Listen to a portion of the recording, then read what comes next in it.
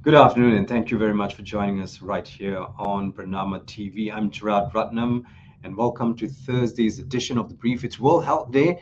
A lot happening on World Health Day. We'll be joined by Dato A.T. KUMARARAJAH. He gives us his thoughts on World Health Day. We'll also be joined our feature segment by Tan Sri JEMILAH MAHMOOD to get her thoughts on World Health Day. And if you haven't heard of it, Planetary Health. We'll be talking a little bit about that.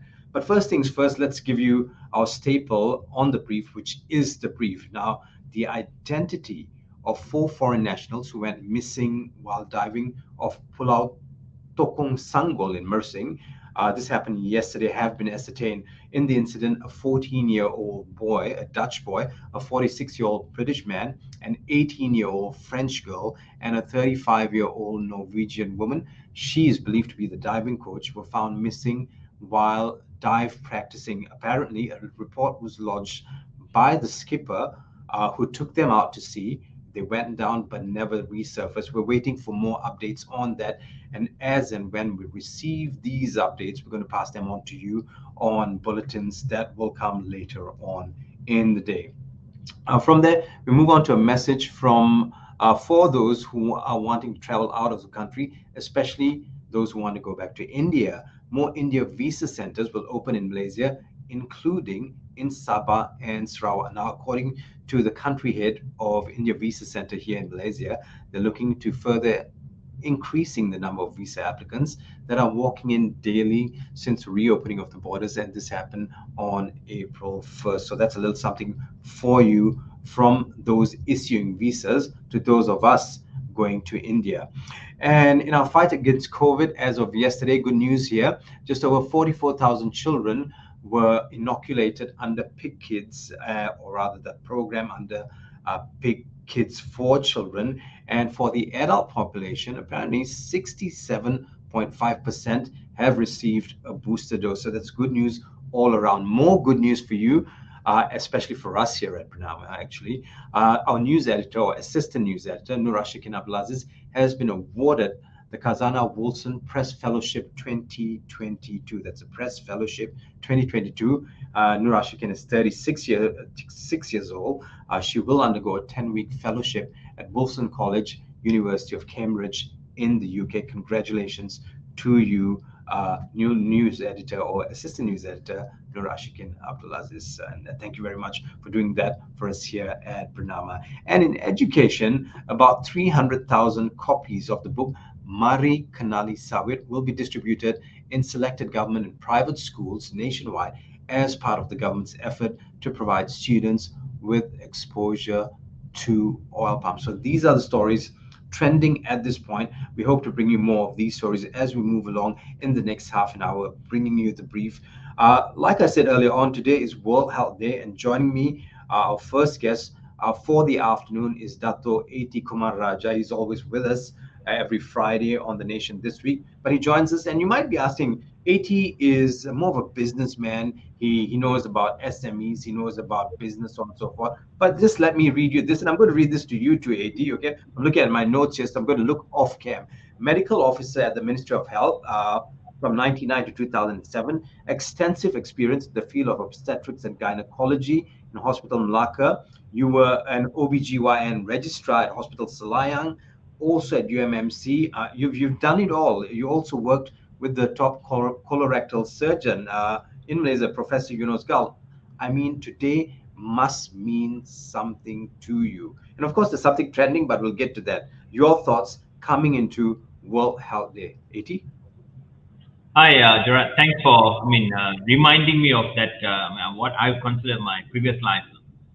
But things have not really moved on as much as you can see, because I think first time if you even see WHO terming the World Health Day as our planet, our health, because I think the first time they have drawn economic parallels onto the health story. And I think especially after the pandemic, at least in the living people, those who are nobody, I think in the 1913, in the Spanish flu year, still living. So only pandemic that we have all seen is this.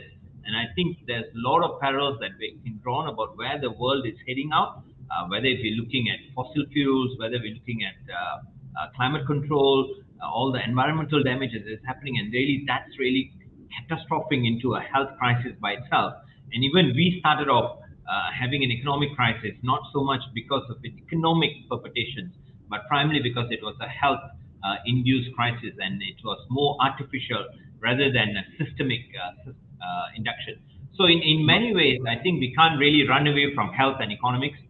In that way, I suppose I'm still doing what I started out early years. Now, when you said that, what's interesting is we're at a point, or we're on the cusp of needing big change with regards to climate policies, so on and so forth, in order to ensure our health problems are solved, because we're seeing a lot of respiratory problems now, and that comes from simple things like the haze, the little things we can see on a daily basis. Now, this is becoming a bane to our lives, our lifestyle, and also our nation. With regards to policies and moving forward in embracing endemicity, what more can we think about, especially those in your sector right now, the business sector? What can they do to, say, help the government and, just making the working environment a little better? So actually, you can answer this two ways. The first part, interesting that you brought up the fact that 90% of that unhealthy air that we are breathing actually comes from burning of fossil fuels. The fact that now fossil fuels, the prices are skyrocketing primarily because of the crisis that's happening in Russia and Ukraine, that's really brought in a very simple question. Now, and you see in this week, we have actually made offers for 4 of the concessionaries in the highways, and they said, look, government will take it over, and we will ensure that we will not have any increases in the prices of our tolls that you pay. Whether that's really the right step, while it may be a populist decision, welcomed by many Malaysians as such, but whether that's really in line with what we really want to do, because what we want to do is to take people off the roads and ask them to move on to more sustainable, less fossil fuels burning things like MRT, for example. Well, this is really not in that line. This is going to either kill the MRT ridership, or it's going to increase the number of cars on the road. That's one. Second, our electric vehicle policy, very good initiative by the government in terms of wanting to give a lot of concessions towards electric vehicles in terms of chargers and everything, makes the Porsche Taycan very, very affordable. But then, does Proton or Perdo have a mobility of transport or a model of transport that the masses can use? Second, in terms of businesses, I think if you look at the ESG policy that has been the buzzword in the last couple of years, I think the ESG has been imbibed into at least the mid-tier companies, and definitely the bigger players are trying to make that part of their business model. So ESG policies in businesses in the private sector would probably be the contribution of them towards a better, healthier, and a more sustainable earth, which primarily means a better health for all people. Right. With that, very quickly, we've got 30 seconds left. Your message to Malaysia with regards to World Health Day. 30 seconds left. We need to bring in the next guest very soon. I think Malaysia has done very, very well in managing the pandemic. And I think we need to give back more to our nation in terms of using at least the 3R, use, reuse, or recycle, and reduce our carbon footprint. I think we have a good earth to celebrate. Thank you very much, Dato' AT. Always a pleasure speaking to you. We'll be joining you on Friday for The Nation This Week. Thank you so much.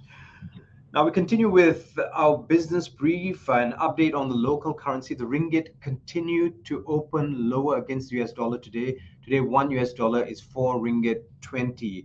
On to some updates from the stock market. Bursa opened marginally higher today, but retreated thereafter, taking cue from the weaker global markets. At 9:05 a.m., the FBM KLCI was 2.32 points lower at 1,602.40.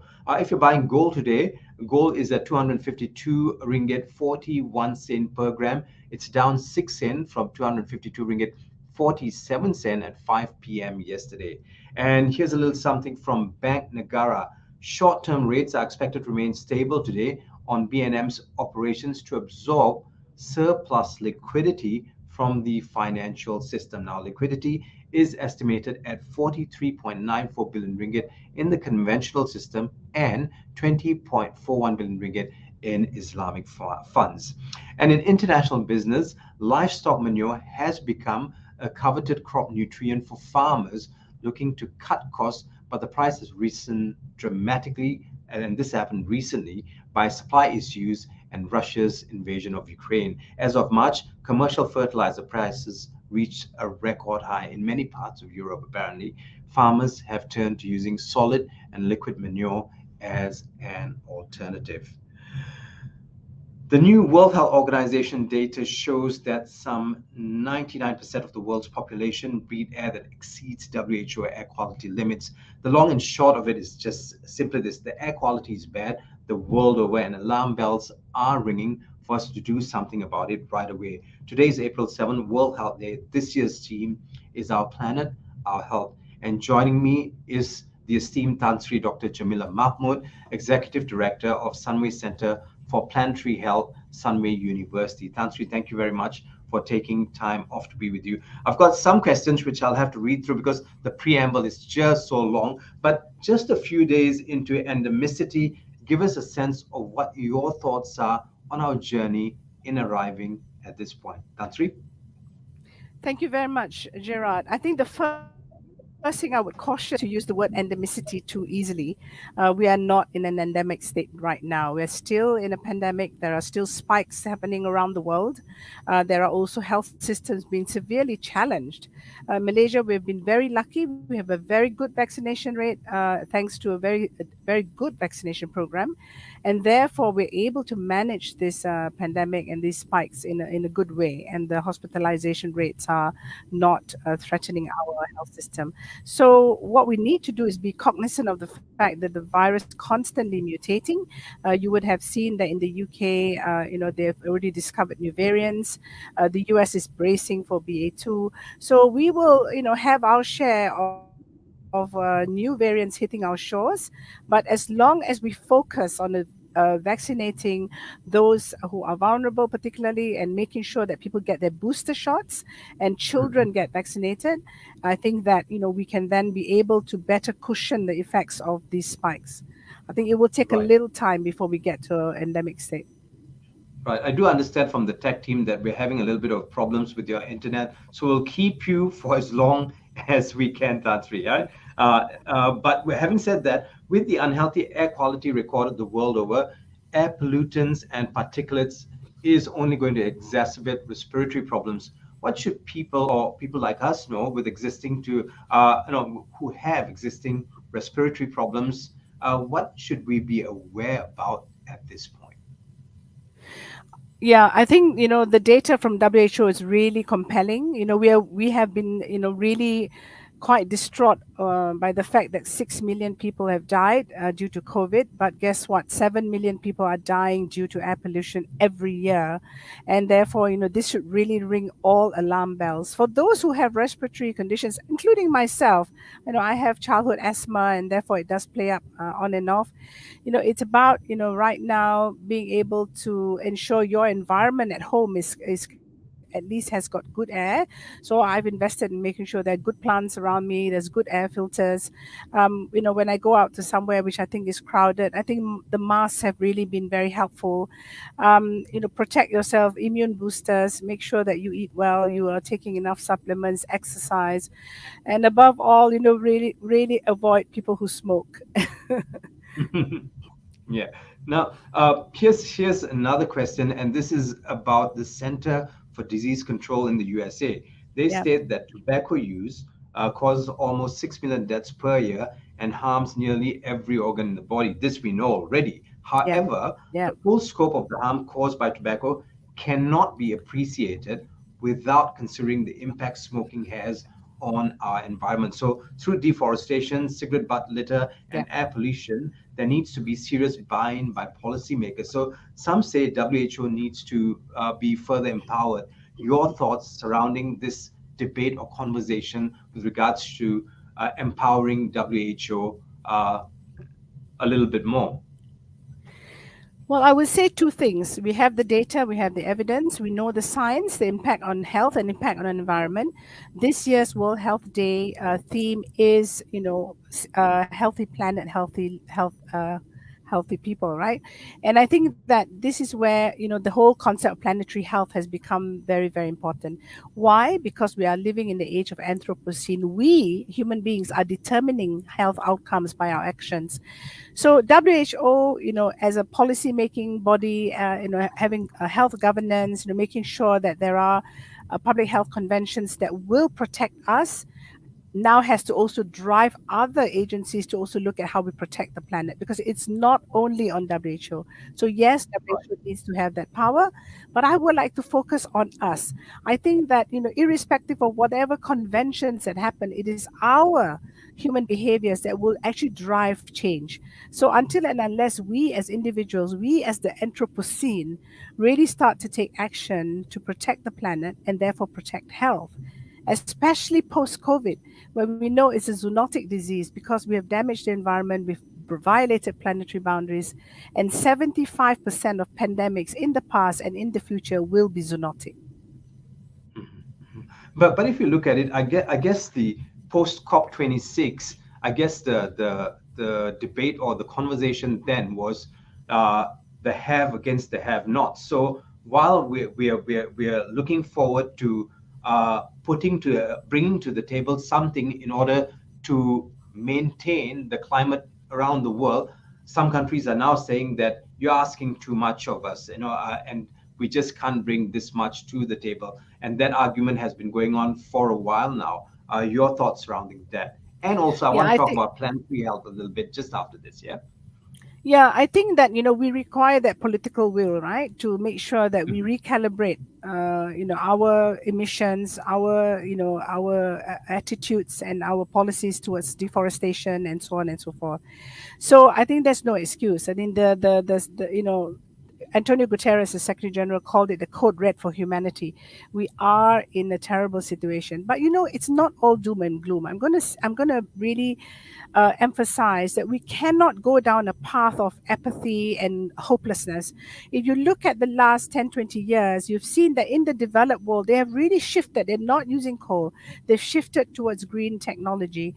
And all this has actually driven the costs down as well. So for the developing world, for the middle income world, I think that there is hope that we can now use a technology that has evolved and continues to be innovating with probably cheaper costs, right? But at the end of the day, it's political will. I think that we, as the public, we as the citizens of the world, have our rights to be protected against the hazards of climate change and emissions. Right. So I know now after reading that the coinage of the word planetary health came about in about 2015 with the Rockefeller Foundation That's and the right. Lancet. They started it. Now, Yep. it's a very exciting word. We Malaysians are hearing about it, and Yeah. you are at the forefront of planetary health. Just can you simplify this for us and what it really means to all of us here in Malaysia? Very simply put, in 2015, the Rockefeller Center and Lancet came together and did a commission to study and to not no longer ignore the impact of the changing environment and the climate on health. And the term planetary health is coined up to explain to us that health is determined not just by the medical care complex, but is the determinants of health, 80% of it is environmental, social, and behavioral. And therefore, if we do not protect the health of the planet, this has direct impacts on human health. And therefore, planetary health is a state of the highest attainment of health, where both the human health and planet health is maintained and improved so that both can thrive. Mhm. Now talking about planetary health and Sunway University, I know you're at the forefront of making things happen there. Tell us where we are at this point and what you're working on Yeah, now, especially at a time like this when yeah. this year's theme for World Health Day is so apt with what you're doing. Yeah. Yeah. So I'm very excited because Sunway University has taken on planetary health big time. So we are the first planetary health center in Asia Pacific. What we are driving is knowledge and learning, but also knowledge and learning that translates into action. Therefore, how do we use knowledge and learning and research to influence policy, but also trying to de-jargonize science so that the lay person, young people can understand science in a way that can then allow them to internalize the impact of planetary health on our lives and our economy. And therefore, planetary health is really a multidisciplinary approach that requires political, social, economic, health, environmental sort of collaboration, intense collaboration, right? Lining up the dots and getting Right. it to drive. So I want to say that Sunway University, we're very proud because Sunway University is the first university in the world that will have mandatory course on planetary health to be taken by all its students, so that when they graduate and when they become entrepreneurs, journalists, bankers, artists, they are fully aware of their own individual contribution to planetary health and make decisions that will really benefit the planet and humanity. I like what you said, de-jargonizing science, and I hope medicine to some point. Because let's take a very simple example here, and I've got about a minute left. I'm very excited about this. So if you say someone has got gastrointestinal issues or motility problems, if you go to say a GP, and the medicine that's given out to you is say a pill for motility like domperidone, a Yep. drug for instance, yeah, a motility say ini untuk angin, and that by and large doesn't give people the exact perspective they need with regards to their health. And Yep. de-jargonizing science and medicine is very important at this point. Having said that, Yep. your message to Malaysia with regards to World Health Day. My message is, we have just come out of we're coming out slowly out of a terrible pandemic.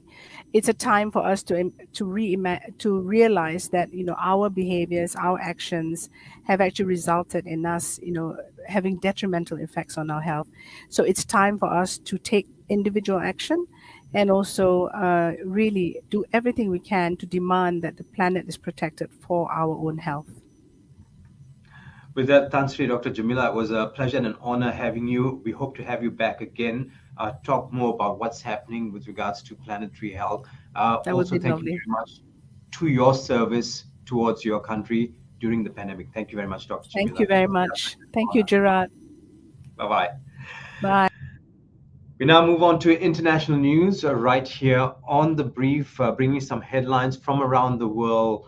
Shanghai's National Exhibition and Convention Center is apparently being transformed at this point into the largest temporary hospital as the country continues to battle against the latest resurgence of COVID-19. The facility is expected to provide 40,000 beds for patients in its 8 pavilions.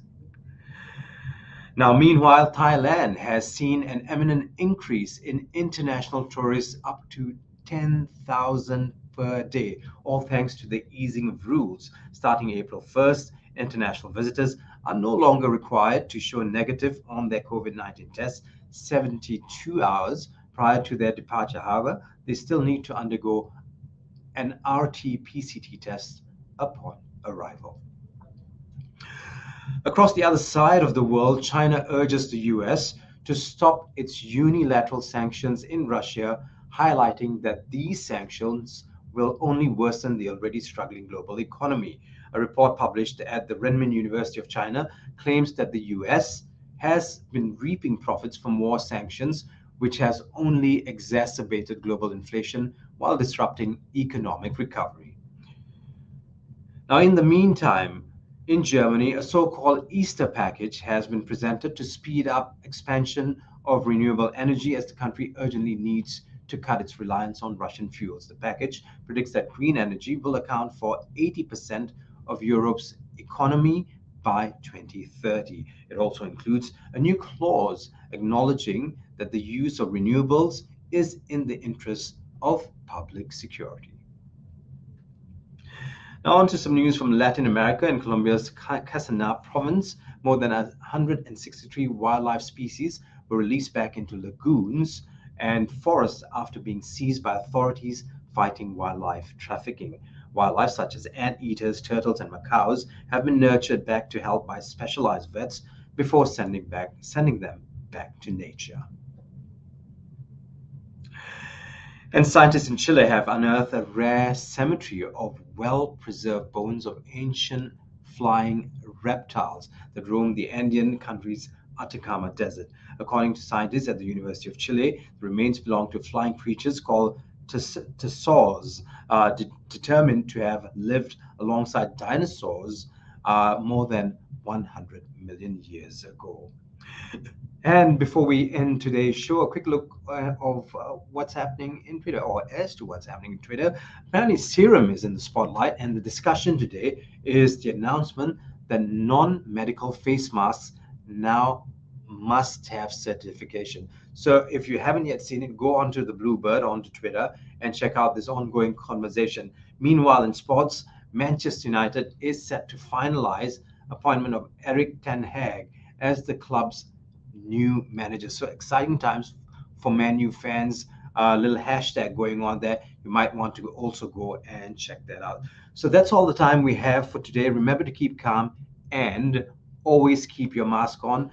This has been The Brief. I'm Gerard Ratnam. Have a great day ahead. And thank you very much for staying with us right here on Bernama TV. Bye-bye for now.